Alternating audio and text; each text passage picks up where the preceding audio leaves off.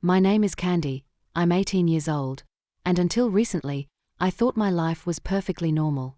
I lived with my mother in a quiet little town where everyone knew each other's names, and where nothing extraordinary ever seemed to happen. People often told me I looked a little different, something in my eyes, something in the way I carried myself, but I never paid much attention. After all, I was just Candy, a girl preparing for university, dreaming about love, and arguing with her mom about curfews. But deep down, I always felt a subtle distance between me and my family. My mother loved me, I knew that, but there were moments when her gaze lingered on me with a strange heaviness, as if she wanted to say something but swallowed the words back. My father was rarely around, working long hours, often absent during birthdays and holidays. I had gotten used to it. Or at least, I pretended I did. One rainy afternoon, I came home earlier than usual. My mother wasn't there, and the house felt strangely silent. I wandered into her bedroom, a place I wasn't supposed to go without permission. The scent of her perfume still lingered in the air, and the curtains swayed softly with the wind. Something about that day made me curious, restless even. As I sat on the edge of her bed, my hand brushed against the wooden floorboard, and I felt a loose plank shift slightly. My heart skipped. With trembling fingers, I pulled it up, and there it was, a small, dust-covered box hidden underneath. I hesitated. Every instinct told me to put it back and pretend I hadn't seen it. But another voice, stronger, louder, whispered that this box was meant to be found. My hands shook as I lifted it out, brushing away the dust. The box wasn't locked. Slowly, I opened the lid. Inside were old photographs, a bundle of letters tied with a red ribbon, and a birth certificate. My breath caught in my throat. The name on it wasn't what I expected. It didn't say Candy. It said someone else's name entirely. At that moment, my entire body went cold. The world around me blurred, and my chest tightened as if I couldn't breathe. Who was I? Why would my mother hide this from me? And most terrifying of all, if I wasn't Candy, then who was I really? I sat frozen on the floor, staring at the paper in my trembling hands.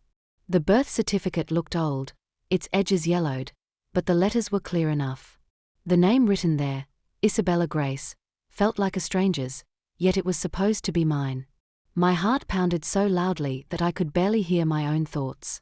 I stuffed the certificate back into the box, but the letters tied with the red ribbon seemed to whisper to me. I untied them one by one. Most were written in my mother's handwriting, but they weren't addressed to me, or to my father. They were addressed to someone named Michael. Michael. Who was he? Each letter spoke of regret, secrecy, and promises that the child must never know. The words twisted in my chest like a knife. I wanted to scream, to run to my mother and demand the truth, but something stopped me. Maybe it was fear. Fear that once the truth was spoken, nothing in my life would ever be the same again. That night, I couldn't sleep. I lay in bed, staring at the ceiling, clutching the certificate under my pillow as if it might vanish. My thoughts swirled. Was I adopted? Was my father not really my father? Who was Isabella Grace? Was she me? The next morning, I decided to look for more answers. I searched through family albums in the living room, flipping through pages of smiling faces, birthdays, Christmas dinners. But the strangest thing was, there were almost no baby pictures of me. In fact, the earliest one I could find was from when I looked about 3 years old. Why were those missing? I tried to convince myself that maybe they were lost, or damaged. But my gut told me otherwise. My gut told me they had been removed. Later that evening, I heard my mother's voice downstairs, speaking on the phone. I tiptoed closer, my heart racing, and caught only fragments of her words. Oh, she doesn't know yet. No, I haven't told her. If she finds out about him, everything will fall apart. I froze in place. Who was him? A wave of cold dread washed over me. I suddenly realized the truth was bigger, darker, than I had imagined. And I wasn't sure if I was ready to hear it. The name Michael echoed in my head for days. Every time I looked at my mother, every time I tried to smile at the breakfast table, it was there, haunting me. She seemed normal, as if nothing had changed, But to me, everything had. I couldn't bear the silence anymore. I needed answers. One afternoon, when my mother left for work, I returned to her room, pulling the box out once more. I went through the letters again, this time slower, searching for clues. And then I saw it, an address scribbled at the bottom of one of the envelopes. It was only a few towns away. My pulse quickened. Who was Michael? A relative? A stranger? Or my real father?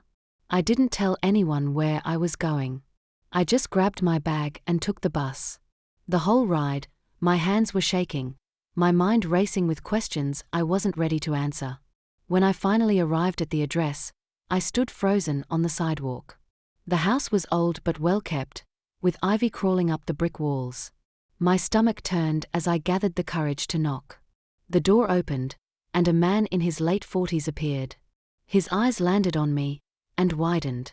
For a moment, he just stared, as if he had seen a ghost. "Candy," he whispered. But then, as if correcting himself, his voice broke. "No, Isabella." My knees nearly buckled. He knew the name. I stammered. Who are you?" The man's lips trembled, but before he could answer, a woman's voice came from inside the house. "Michael, who's at the door?" He turned pale, glancing nervously back into the house. Then, looking at me again, he whispered, "You shouldn't have come here. It's not safe." And before I could ask anything else, he shut the door in my face. I stood there in shock, the sound of the door slamming still ringing in my ears. My heart was racing, my palms sweaty. Not safe? Why? What did he mean? And how did he know my name? That night, when I returned home, I found my mother sitting in the living room. She looked at me with tired eyes, and for the first time, I saw fear in her expression. "Candy," she said softly, her voice trembling. "We need to talk." I stood frozen at the doorway, my heart pounding as my mother's words sank in. "We need to talk." She gestured for me to sit down. Her hands trembled as she poured herself a glass of water, but she didn't drink it. She just stared at the glass as if the answers to everything were hidden inside. Finally, she spoke. "Candy, or rather, Isabella, there's something I should have told you years ago." Hearing her say that name out loud made my stomach twist. Why does that name keep coming up? Who am I? Mom? Tell me the truth. The next few days were a blur. I couldn't eat, couldn't sleep. Every time I closed my eyes, Michael's face haunted me. I knew I had to see him again, to confront him, to demand the truth.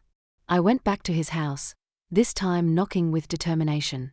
The door creaked open, and he was there, his eyes wary but relieved. "You came back," he said softly. "I need answers," I said firmly.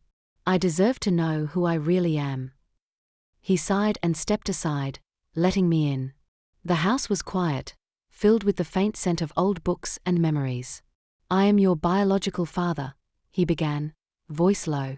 "And you are Isabella Grace. Not Candy.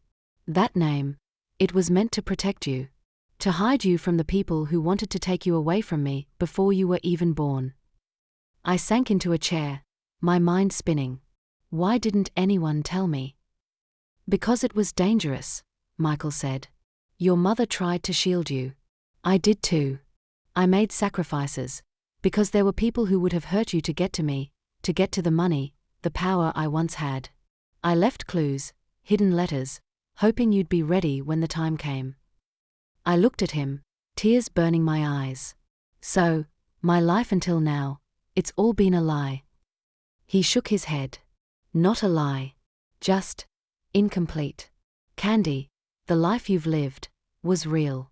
But Isabella, that's who you were meant to be. Strong. Resilient. And now, you must decide what to do with that truth."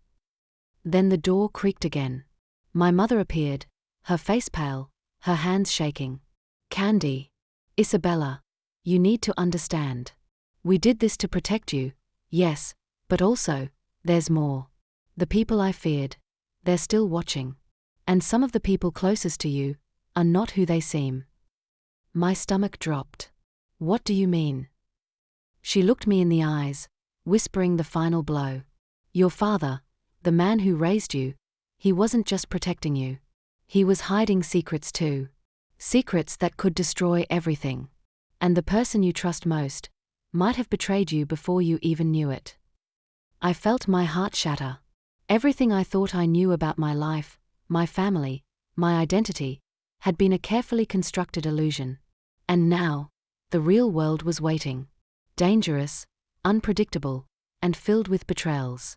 For the first time, I realized the truth wasn't just about my name. It was about survival.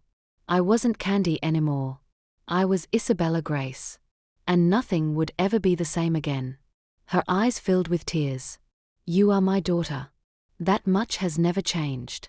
But, the man you call your father is not your real father. The words shattered me.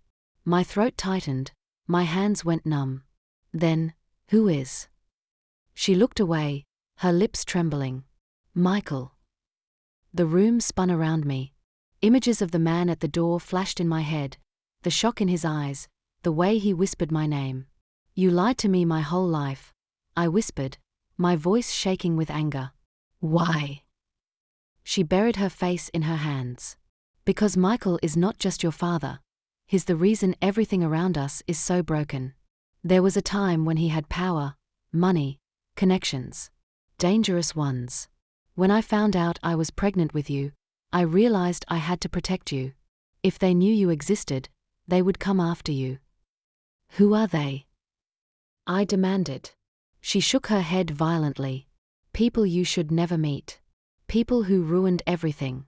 That's why I married the man you call your father. He gave you his last name, his protection. It was the only way to keep you safe. Safe? I didn't feel safe. I felt betrayed. Lied to. My entire identity had been built on a foundation of secrets. I stood up, my voice trembling but strong. I met him, Mom. I went to Michael's house. Her face drained of color. You what? He called me Isabella. He told me I shouldn't be there. He said it wasn't safe. What did he mean by that? Her hands gripped the edge of the table so tightly her knuckles turned white. Finally, she whispered the words that would haunt me forever. Because if the truth comes out, Candy, you won't just lose your family. You might lose your life.